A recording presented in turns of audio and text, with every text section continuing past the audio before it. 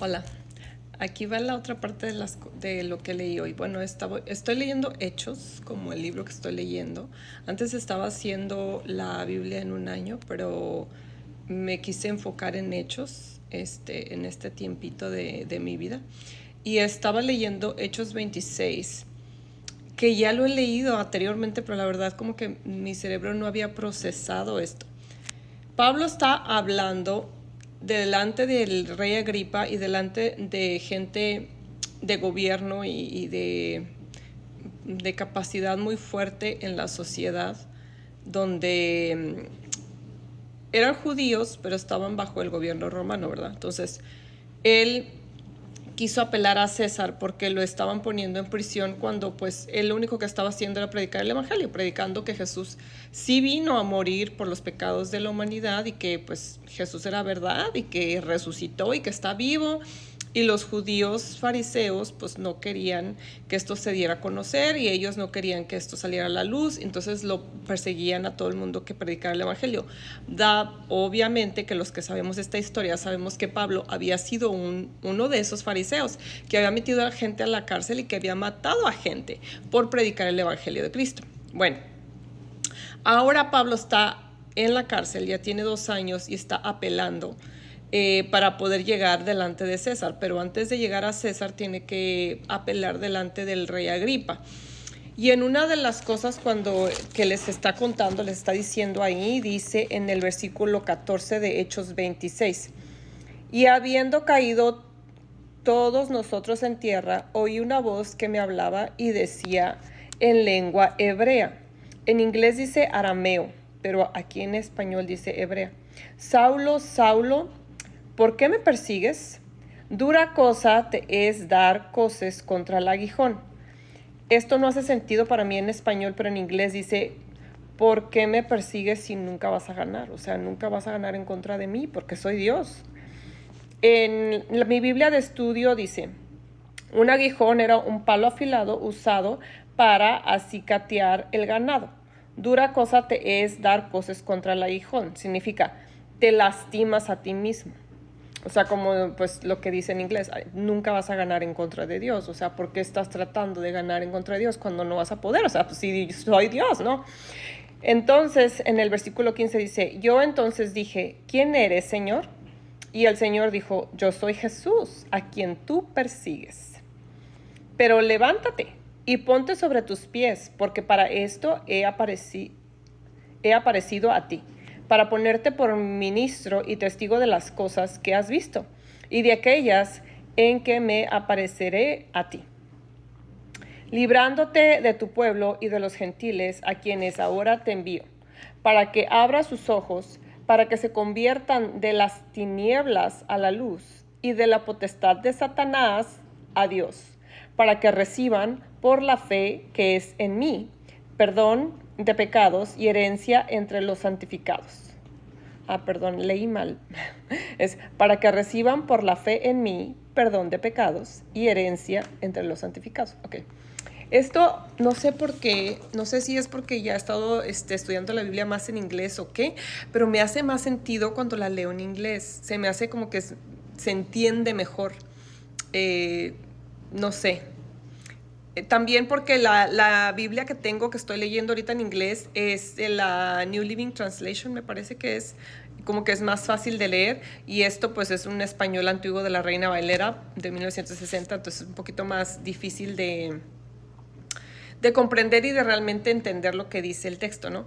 Pero bueno, lo que me sorprendió es que las palabras de Jesús no fue bajita la mano, pues no les dijo, ay, para que los conviertas y les digas que Jesús ahora los ama y que todo va a estar bien y que sus pecados van a ser perdonados y que todo va a estar bonito y color de rosa. No, dice, para que abra sus ojos, para que se conviertan de las tinieblas a la luz y de la potestad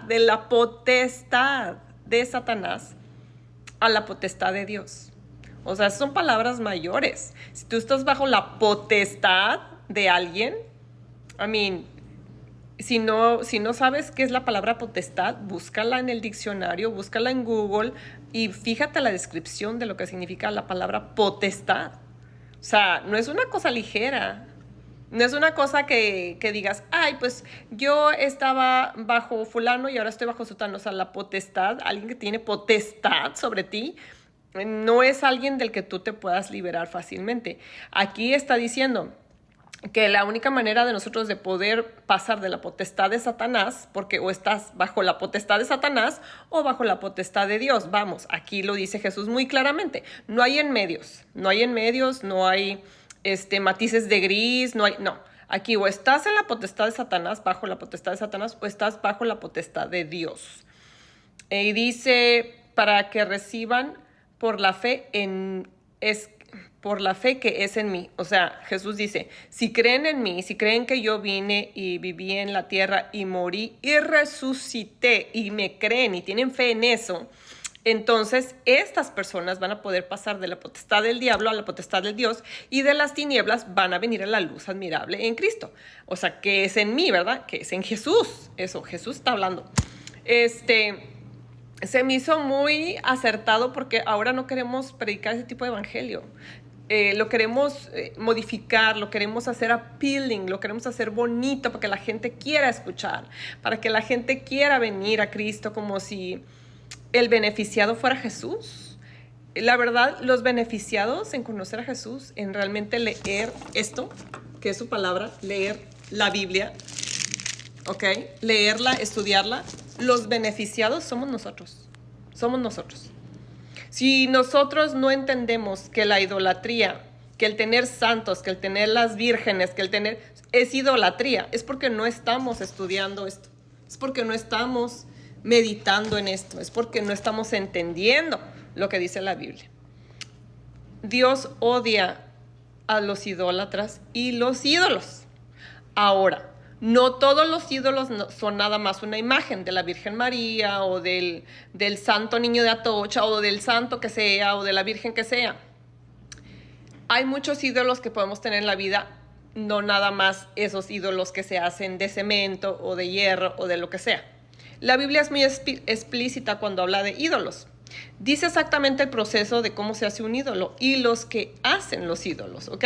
Cómo ellos van y agarran un pedazo de madera o un pedazo de fierro, le dan el shape, lo moldean y lo hacen santo. Y entonces después de que terminan su obra dicen, ahora tú eres santo y te vamos a adorar. Y ahora sí, me postro delante de ti y te adoro. O sea, y la Biblia lo dice. O sea, lean la Biblia. Ahí Dios lo dice específicamente de cómo hacen los santos y de cómo Dios se burla de la gente que hace los santos y cómo se le hace tan gente de sin cerebro, pues. Y lo dice la Biblia, no lo digo yo, está aquí, léanlo. Está explícitamente aquí, en la palabra de Dios.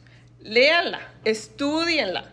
Porque el hecho de que Dios esté hablando de los ídolos aquí y de ese tipo de ídolos, vamos, no significa que los ídolos que se hacen en los primeros mundos, como en Estados Unidos, que puede ser el ídolo a la familia, el ídolo al marido, el ídolo a la esposa, el ídolo al trabajo, el ídolo al estatus social, a la pudencia, a la economía de la familia, etcétera, las vacaciones, los lugares exóticos, ¿me explico? Hay muchas cosas que se pueden hacer ídolos. Y no son ídolos físicos en una forma de nada, sino que son ídolos pues ya palpables en otro sentido.